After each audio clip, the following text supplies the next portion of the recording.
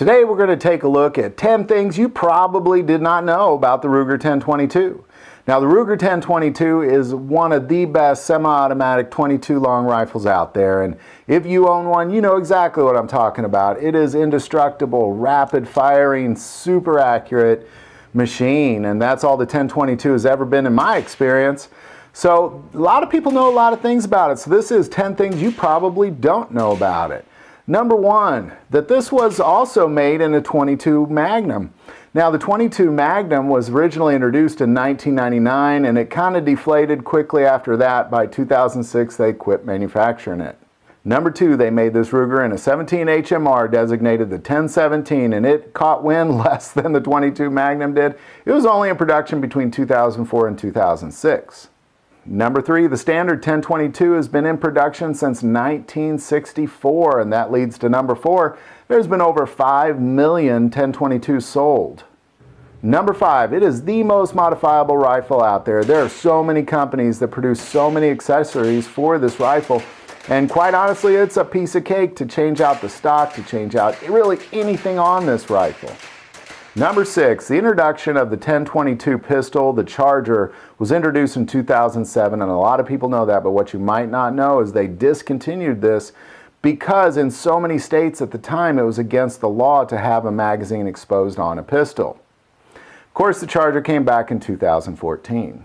Number seven, the inventor of the Ruger 1022, William Ruger, he first started his shop in a small room that he converted to a machine shop, and he made his very first lightweight machine gun in 1938. And this particular machine gun was bought up by the Army, and they bought tons of these things, and that catapulted William Ruger into the gun production business. Number eight, in 1999, the 1022 22 Win Mag version won Rifle of the Year. Even though it didn't survive much longer after that, at that time it was outstanding and it was designated the Rifle of the Year. Number nine, on March 30th, 1989, William Ruger fought to ban magazine capacities to be over 15. Now that's pretty strange coming from the inventor of the BX-25. And number 10, my favorite of all, is that the Ruger 1022 is actually used by much of Israel's military. Now, Israeli military has been fighting for its homeland for thousands and thousands and thousands of years, and they've always been successful, and to this day they're very successful using the Ruger 1022 as a sniper rifle of all things, as well as a crowd control mechanism. So there you go, there's your top 10 things you probably did not know about the Ruger 1022. Glock pistols are often known for their polymer frames and what's referred to as a safe action trigger. And Glock has produced a series of polymer frame semi-automatic pistols designed and produced by Glock Guess MBH in Deutschwarm, Austria. The Glock 17 was the first pistol produced by Glock, and despite the fear of the plastic gun of the early 80s, it became Austria's new military police handgun in 1982. So we're going to take a look at 10 things you probably didn't know about this awesome handgun, the Glock 17. Number one, today 65% of U.S. law enforcement agencies use the Glock 17. More so, there are military and police forces throughout the entire planet, with over 60 countries using the Glock 17 as their military sidearm. And not to mention all the aspects of selling these firearms to civilians for personal defense. And ultimately what you have is you have one of the most used sidearms on the planet, the Glock 17. Number two, the inventor of Glock 17, Gaston Glock, was never a gun manufacturer at all. As a matter of fact, he was a chemical engineer, and what he specialized was a process called ferric nitrocarbonizing, which essentially pulled nitrogens and carbons out of any substance to really greatly harden it. Now, ferric nitrocarbonizing was originally invented in England, and it was done to harden steels for extreme breakage in pistons and engine blocks and that sort of thing. So Gaston Glock used this technology to produce rods and knives for the Austrian military out of his garage. Number three, in 1980, Gaston Glock bought an injection molding machine, and he was the first to mold plastics and use this ferritic nitrocarbonizing on polymers. And that's how he sustained such a tough, hard polymer, was through this process, and he was the first one to do that. Some of his earliest employees were actually camera manufacturers that used this plastic molding process to design camera parts. In 1980, Austria announced that it would be seeking tenders to replace the Walther P38 as their military and police sidearm. However, Austria was using a ridiculous testing process. This testing process that they were using really challenged some of the major gun manufacturers of its time. But Gaston Glock believed he was up for the challenge with his polymer products. Besides a long list these guns must have, to include it had to be a 9mm, a 9+ capacity, and had to be no more than 58 parts in the components.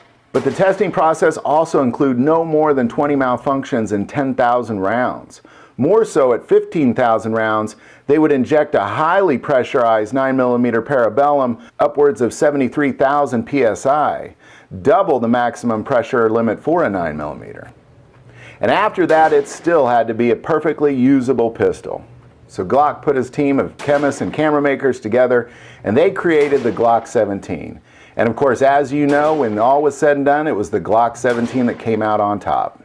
Number 5, a lot of people think that Glock 17 is called the Glock 17 because it was the 17th design. That is not accurate. It is the 17th patent that Glock held. Earlier patents were things like rods and knives and camera parts. But the Glock 17 was the very first gun that Glock produced. Number 6, many people don't realize the guns that Glock outperformed in that high-stress Austrian military test. On that massive list is the H&K P7M8, the P7M13, and the P9S. Also, Sig Sauer at the time was out of Switzerland. They put in the P220 and the P226 as their contenders. Also on that list was Beretta out of Italy. They put in the 92 SBF. FN Herstal inserted the Browning High Power and Steyr Mannlicher the GB. These are all outstanding guns, and the Glock 17, the very first gun that Gaston Glock produced, blew them all out of the water. Number 7, in 1985, the U.S. Department of Defense was seeking a new sidearm to replace the 1911. They invited Glock to bring their Glock 17 to this testing. However, Glock declined their offer simply because the Department of Defense had a ridiculous retooling request on these guns. More so, they wanted 35 samples in a really short period of time, and not only could Glock not retool in that short of time, but quite honestly, they didn't have any interest in it, so they politely declined. If it wasn't for this, I believe the Glock 17 would have blown the 92 away, and Beretta would not be manufacturing our sidearm, it would be Glock. Number 8, later that same year, Sweden and Norwegian testing took place over the Glock 17 to replace their military sidearms.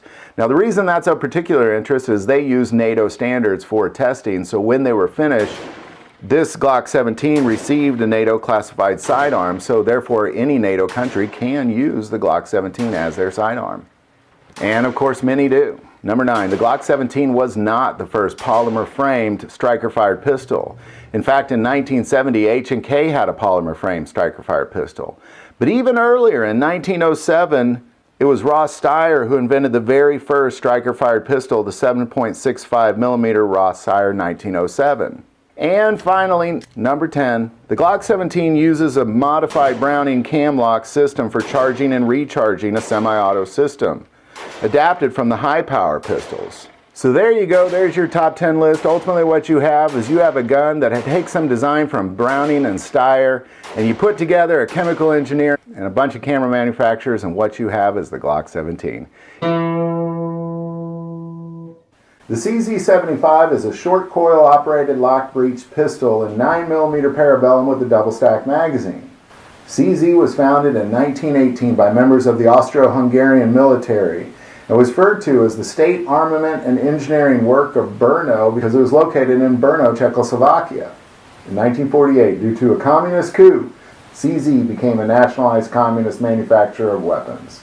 Out of all this comes the CZ75, one of the finest handguns ever made, carried by military and police officers all over the country and also used in many pistol shooting competitions, and often carried by citizens as one of the greatest pistols ever manufactured. So this video is going to take a look at the top 10 things you probably did not know about the CZ75.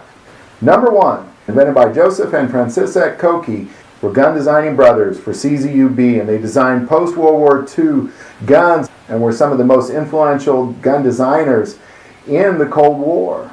These two brothers ultimately invented the CZ75, but for the most part, every gun that they built had to be approved by the Russian authority, and they were given very limited freedom on their gun designs. More so because of the secretive nature of what they did, they always signed everything with a surname, They never used their actual name. That way you didn't know which brother was working on which parts of which guns. Number 2, after over 20 years of designing guns for the Russian authority, they were asked to design a 9mm parabellum double-stacked magazine gun that ultimately became the CZ75. Now, what is significant about this gun is they were given total freedom to do whatever they wanted on this gun.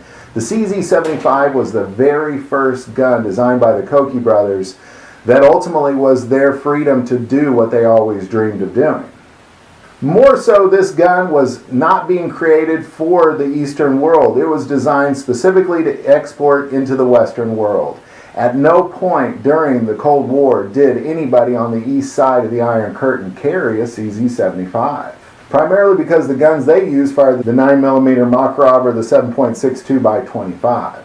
Number 3, the CZ75 designers, both the Kochs and the CZUB company, were not allowed to hold international patents. Instead, what they held were secret patents east of the Iron Curtain. And this is why so many other manufacturers clone the CZ75, because there never was an international patent on this gun. Number 4, after the fall of the Iron Curtain in 1989, there was a nonviolent transfer of power from one party's communist rule led by several protesters throughout Czechoslovakia, referred to as the Velvet Revolution. It was a very nonviolent protest that essentially transferred power from communist one-party rule to multi-party rule. The reason this is significant is because it was immediately following the Velvet Revolution that Czechoslovakian police and military carried the CZ75 for the very first time after 1989. Number 5, due to failed attempts to secure world patents and heavy taxation on Czechoslovakian products by the USA, the very first CZ75 to be sold in the USA was actually hidden under the name of Fratelli Tangfolios. So the Tangfolio was really the very first CZ75 to be sold in the United States. Number 6, because of all the problems with patents, there are 20 gun manufacturers from 13 different countries making CZ75 clones. Number 7, because of that, there are 22 countries using CZ75 as duty weapons, both police and military. Number 8, in 2002, the perpetrator of the Monash University shooting in Australia used a CZ75 to kill 2 students and wound 5 others. Now, the reason this is significant is because it was exactly that event that made the state of Victoria greatly increase gun restrictions and instituted strict gun laws. It was immediately following that the entire country of Australia instituted very, very strict gun laws and restrictions. And right now, Australia is receiving very little gun rights for their citizens, and their crime rate is going up because of these laws that all started with the CZ75. Number 9, excluding all the CZ75 clones. So we're talking only the guns made by CZUSA or CZUB. There are over 40 different variations of the CZ75 made by the CZ Corporation. And finally, number 10, my all-time favorite, is there is a CZ75 automatic that is being made that I would love to get a hold of. This is a full auto CZ75 that actually allows you to put one of the magazines and attach it up front to hold it as a foregrip. Love to get that particular variation. So there you go. There's 10 things that you probably didn't know about the CZ75. If you like this video, click like and subscribe. You can also now find us on Facebook under God, Family, and Guns. But by far the most important part of this YouTube channel is it is a ministry to us and we take prayer requests. So please don't ever hesitate to send that stuff in. Thank you for watching this episode of God, Family, and Guns. And as always, love God, love your family, and love God.